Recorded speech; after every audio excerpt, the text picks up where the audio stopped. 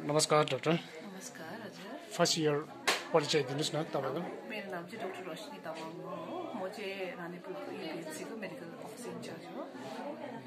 आज तपाईहरु यसरी हाम्रो घर दैलोमा आइदिनु भयो।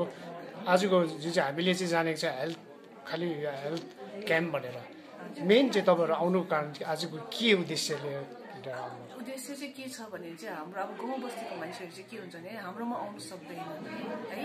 कतिजना उनीहरू बिमारीहरू हुन्छ, उनीहरूलाई हामीले याद अब उनीहरूले थाहा पाएको हुँदैन।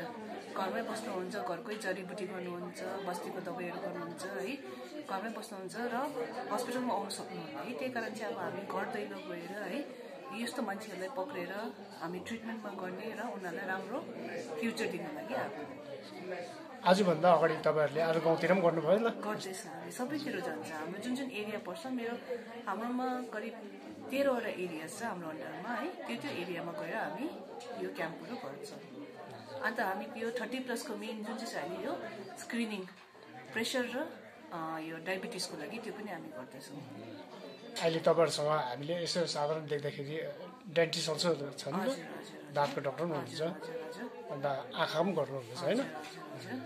यो चाहिँ अब आँखा उनीहरूलाई हामीले यहाँ हाम्रो उयोबाट गभर्मेन्टले जुन चाहिँ आँखाको लागि चस्मा प्रोभाइड गरेको छ त्यो पनि आँखाको अब हेर्नुहुन्छ हाम्रो अप्टोमेट्रिस्टले है।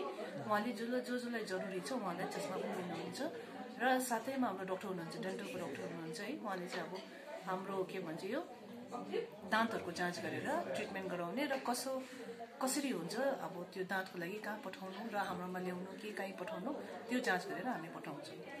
अन्त लास्ट अब एउटा हामीले यसो देख्दाखेरि आज आशाकोहरू पनि देखेको थियो, आइसिडिएसको मेम्बर पनि थियो, तपाईँहरूसँगै होला?